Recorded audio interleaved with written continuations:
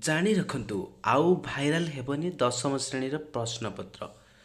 ଯେଉଁ ଭାଇରାଲକାରୀମାନେ ୟୁଟ୍ୟୁବରେ ଭାଇରାଲ କରୁଥିଲେ ସେ ୟୁଟ୍ୟୁବରଙ୍କର ହେବ ଛୁଟି।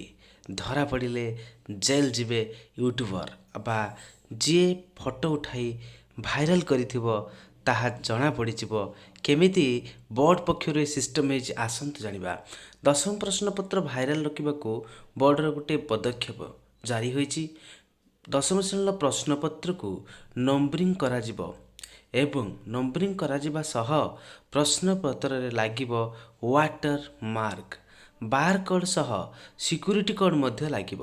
ପ୍ରଶ୍ନପତ୍ର ଭାଇରାଲ ହେଲା ମାତ୍ରେ ତାହା କେଉଁଠୁ ଭାଇରାଲ ହେଇଛି, କିଏ ଭାଇରାଲ କରିଛି, କେଉଁ ମୋବାଇଲରେ ଫଟୋ ଉଠିଛି, କେଉଁ ସ୍ଥାନରୁ ମୋବାଇଲରେ ଫଟୋ ଉଠିଛି, ଏ ସମସ୍ତ ଇନଫର୍ମେସନ୍ ବୋର୍ଡ଼କୁ ଜଣାପଡ଼ିଯିବ ମେସେଜ ଜରିଆରେ। ଯାହାଫଳରେ ଯିଏ ଫଟୋ ଉଠାଇ ଭାଇରାଲ କରିଛି, ଯେଉଁ ମୋବାଇଲରେ ଫଟୋ ଉଠିଛି, ଯେଉଁ ସ୍ଥାନରୁ ପ୍ରଶ୍ନପତ୍ରଟି ଭାଇରାଲ ହେଇଛି ତାହା ସ୍ପଷ୍ଟ ରୂପେ ଜଣାପଡ଼ିଯିବ।